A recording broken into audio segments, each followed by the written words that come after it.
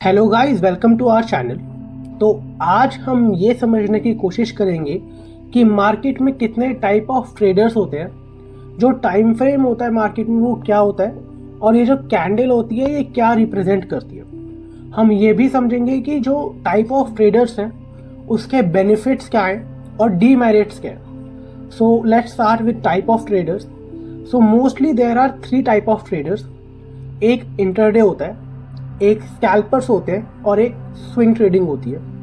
सो मैं बस इतना डिफ्रेंशिएट कर देता हूँ कि जो स्कैल्पर्स होते हैं वो सबसे छोटे टाइम फ्रेम पे ट्रेड करते हैं। टाइम फ्रेम मतलब वो होता है जो ये कैंडल रिप्रेजेंट कर रहे हैं। फॉर एग्जाम्पल, अगर मैं एक मंथ के टाइम फ्रेम पे हूँ, ये आप यहाँ पर देख सकते हैं कि मैं एक मंथ के टाइम फ्रेम पे हूँ।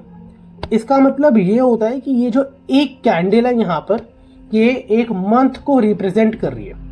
आप वीकली के टाइम फ्रेम पे भी जा सकते हैं, डेली के टाइम फ्रेम पे, जो आपको सुटेबल लगता है उस हिसाब से। जो स्कैल्पर्स होते हैं वो बहुत ही छोटे टाइम फ्रेम पे ट्रेड करते हैं। For example 1 minute, 2 minute, 3 minute. So उसका बेनिफिट ये होता है कि उनको ट्रेड्स ज़्यादा मिलते हैं, बट वो यूज़र फ्रेंडली एंड स्टार्टर्स के लिए बहुत मुश्किल है। जो बिगनर्स होते हैं उनको स्कैल्पिंग नहीं करनी चाहिए। स्कैल्पिंग एक बहुत ही टफ जॉब है। स्कैल्पर्स प्रॉफिटेबल भी कम हो पाते हैं बिकॉज इमोशनली वो बहुत ज़्यादा अटैच होते हैं। जो इमोशंस कंट्रोल करना होता है 1 मिनट के अंदर, जो आपका पीएनएल बहुत ज़्यादा फ्लक्चुएट करता है, वो बहुत ज़्यादा मुश्किल हो जाता है। ट्रेडिंग की जो रियलिटी यही है कि ये सब इमोशन का गेम है। यहाँ पर कोई भी स्ट्रैटेजी, चार्ट को एनालाइज करना और दिस एंड दैट, वो इतना मुश्किल नहीं है जितना मुश्किल अपने इमोशंस पे कंट्रोल करना है। ये जो कैंडल्स होती हैं, ये कैंडल्स टाइम फ्रेम को रिप्रेजेंट करती हैं। अगर मेरे को 1 डे पे ट्रेड करना है तो मैं टाइम फ्रेम 1 डे लगाऊंगा, और उससे मेरे को क्या होगा कि ये जो एक कैंडल होगी, कोई भी एक candle, for example this one, ये 1 डे को रिप्रेजेंट करेगी। वैसे ही जो स्विंग ट्रेडर्स होते हैं वो 1 आवर, 2 आवर, 3 आवर, 4 आवर पे ट्रेड लेते हैं, एंड जो बिगनर्स हैं वो भी ये कर सकते हैं। जो स्विंग ट्रेडर्स होते हैं वो थोड़े और बड़े टाइम फ्रेम पे ट्रेड लेते हैं, for example 4 hour, 1 day, 1 week. So इसमें क्या होता है, जो फ्लक्चुएशन होती है आपके पीएनएल में, वो एज कंपेयर टू स्कैल्पर्स कम होती है। बिकॉज आप 1 डे पे टाइम फ्रेम पे ट्रेड ले रहे हो, तो जो एक कैंडल होगी वो 1 डे रिप्रेजेंट करेगी, और पीएनएल जो होगा वो भी उस हिसाब से ही मूव होगा। यही चीज़ इंट्राडे में भी होती है। इंट्राडे में जो स्विंग ट्रेडर्स हैं उससे ज़्यादा ट्रेड मिलते हैं एंड इमोशंस भी थोड़े कंट्रोल में रहते हैं, बट वो उसमें भी आपको बहुत ज़्यादा टाइम इन्वेस्ट करना होगा।